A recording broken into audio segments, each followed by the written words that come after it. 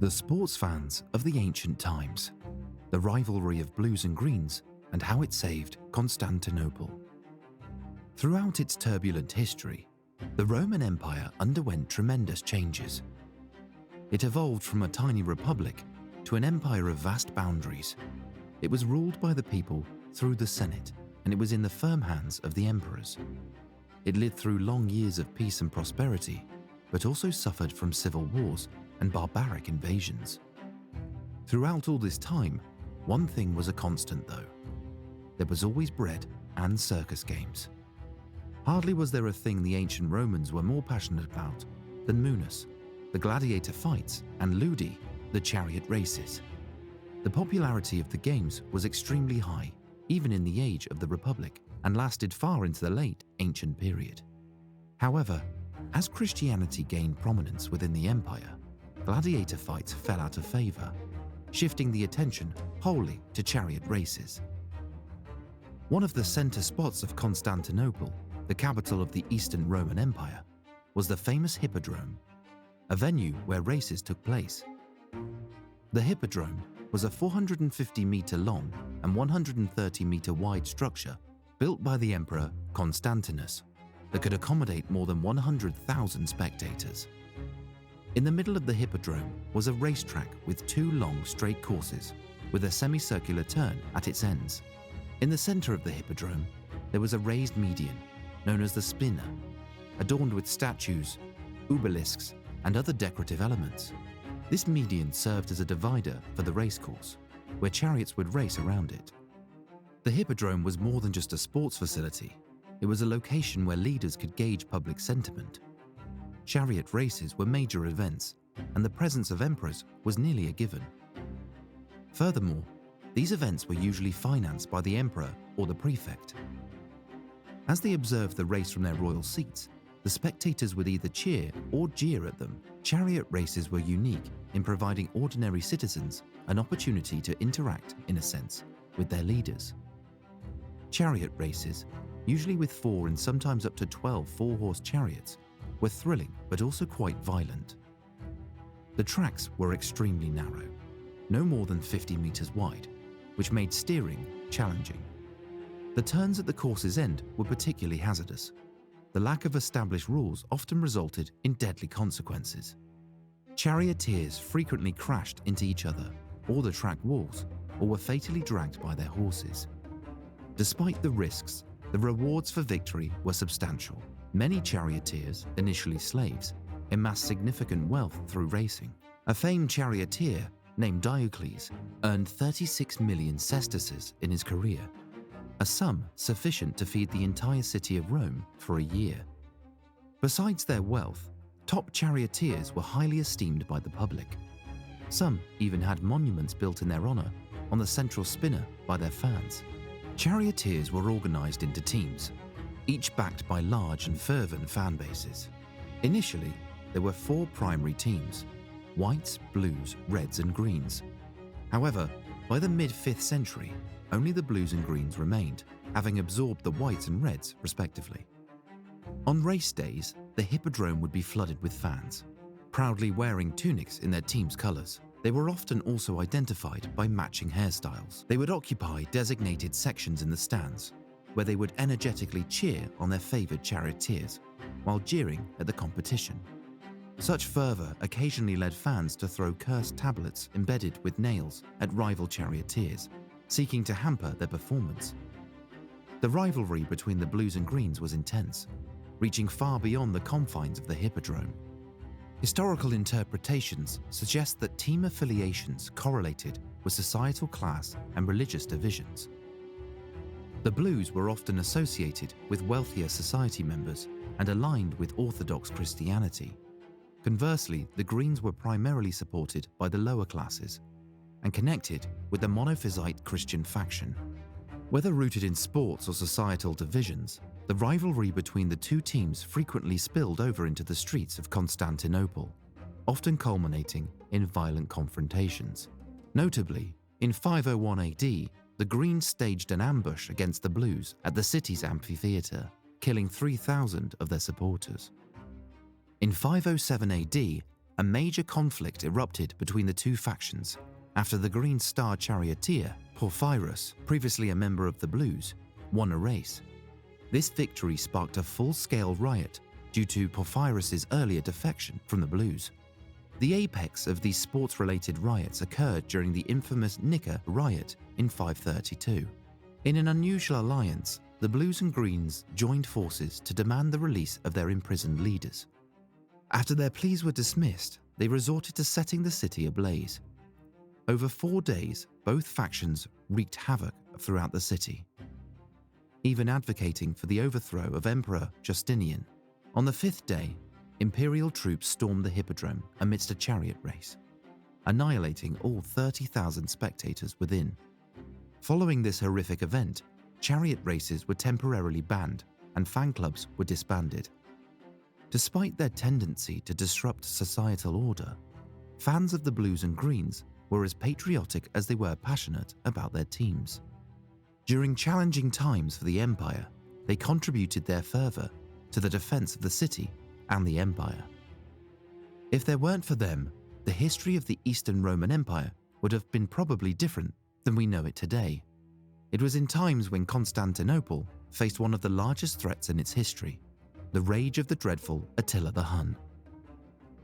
The Hunnic threat to the Eastern Roman Empire arose in the late 4th century, as the Hunnic tribe settled in the Great Hungarian Plain. Establishing a base just north of the Roman military border, the Huns quickly became the bane of Rome. Year after year, they raided the prosperous Roman lands, and the weakened empire could not withstand these hordes of relentless warriors. Emperor Theodosius I believed he could convert the Huns into allies in his war against the Goths by promising them substantial rewards. However, the Huns were untrustworthy allies. When not engaged in battle with the Goths, they continued their raids on wealthy settlements from the Danube to the Black Sea and the Aegean Sea. For Emperor Theodosius, there was no escape from this turbulent relationship with the Hunnic rulers. Before long, he found himself essentially a vassal, forced to pay an annual tribute of 700 pounds of gold to keep the Huns at bay. This was a significant burden that the Eastern Roman Emperor wished to shake off whenever possible. As soon as the Huns turned their attention to pillaging other parts of Europe, the emperor would cease paying the tribute. However, this was a risky gamble that invariably proved costly. Attila, the leader of the Huns, despised the Romans for their treachery and arrogance, and had made sure they paid dearly each time they tried to deceive him. In 443 AD, the young Attila assumed sole leadership of his people following the death of his brother Bleda.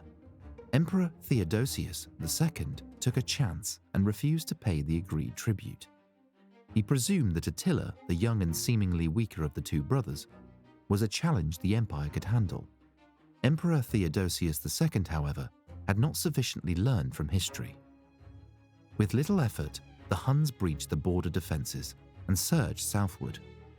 Attila demanded the gold that his people were promised and refused all negotiations proposed by Emperor Theodosius. The choice was simple: gold or destruction. Emperor Theodosius II must have felt a sense of dread upon hearing that the Hunnic troops were riding toward his capital. His only consolation was the security of his capital, the city of Constantinople. For the Huns, who lacked the siege equipment and the experience necessary to use it, the walls of Constantinople represented an insurmountable obstacle. It was precisely for these reasons that Emperor Theodosius II invested a lot of time and gold to improve the city walls. The venture was, indeed, one of the most outstanding achievements of his reign. Initially built by the city's founder, Emperor Constantinus, the city walls were once among the most formidable fortifications in the world. However, by the mid-5th century, these walls proved insufficient to safeguard the city due to the settlement's growth beyond their boundaries. As the threat from the Huns grew, Prefect Anthemius, guardian to the underaged Emperor Theodosius, insisted on the swift construction of new walls. Spanning 3.5 miles, 5.5 kilometers, these new fortifications encompassed much of the city. The wall was 40 feet high and was interspersed with 96 towers, each 60 feet tall. By 440 AD, a second line of walls, 26 feet high, was added, and the tower count was increased to 192. These new fortifications offered superior protection compared to the previous defences. The Theodosian walls would safeguard the city against barbarian incursions for many years, standing firm even after the empire's collapse in 1453. However, a cruel twist of fate befell the Eastern Romans precisely when Attila was poised to vent his fury upon them. A devastating earthquake struck Constantinople on January 27, 447, severely damaging city buildings and the newly erected walls. Large portions of the wall were destroyed, along with 57 towers.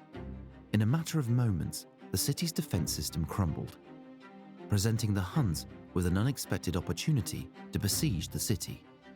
It was a once-in-a-lifetime opportunity. Given their might, there was no question that the Huns could penetrate the city through the breaches in the walls, offering them access to vast plunder. This was a scenario that filled the citizens of Constantinople with terror. In citywide processions, alongside the emperor and patriarch, they prayed for divine salvation. In their eyes, only divine intervention could spare them from the barbarians' wrath. The praetorian prefect of the East, Flavius Constantinus, was determined not to wait for anyone or anything, but to take matters into his own hands. He assembled an army of artisans and labourers to repair the walls. It was a massive effort and a race against time, as Attila, aware of the damaged walls, had already begun amassing an army for a raid on Constantinople. Flavius Constantinus needed a miracle of his own to beat him. And what greater miracle was there than the passion of the Blues and Greens? Mobilizing thousands of sports enthusiasts in Constantinople to channel their passion and energy into rebuilding the city walls was a smart move. However, it came with a significant drawback.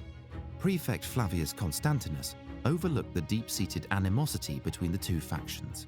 Not even the impending threat of a Hunnic invasion could compel the Blues and Greens to collaborate. Even if they were persuaded to work in unison, they would likely have succumbed to infighting within a few days. Yet, recognizing the potential in this toxic rivalry, the resourceful Flavius Constantinus turned a good idea into a stroke of genius. He set up a competition, Blues versus Greens. The challenge was laid out. The Blues were tasked with repairing the wall section from the gate of Blachenet to the gate of Myriandrion, and the Greens had the section leading to the Sea of Marmara. The competition was fierce, and the stakes were high. The faction that completed superior work in the shortest time would be hailed as the saviour of Constantinople. Once this project became a point of honour between the two fan clubs, the supporters were all hands on deck. For 60 relentless days and nights, they toiled. The results were astounding. By the end of March, a mere 2 months after the devastating earthquake, the walls stood fully restored. When news of the restored city walls reached Attila, it was a bitter blow to his plans. The majestic city of Constantinople had been spared his wrath. Today, a marble plaque at the Mevlevihan Gate in Istanbul, as Constantinople is now known, stands as a testament to this remarkable achievement. The inscription mentions Constantinus, who by Theodosius' command, triumphantly built these strong walls in less than 2 months. Pallas could hardly have been built such a secure citadel in such a short time. The true heroes of the story were thousands of men who invested superhuman effort to repair the walls. The first among them were the Blues and Greens, without whose frenzied rivalry, Constantinople would hardly be saved from one of the greatest threats in its history.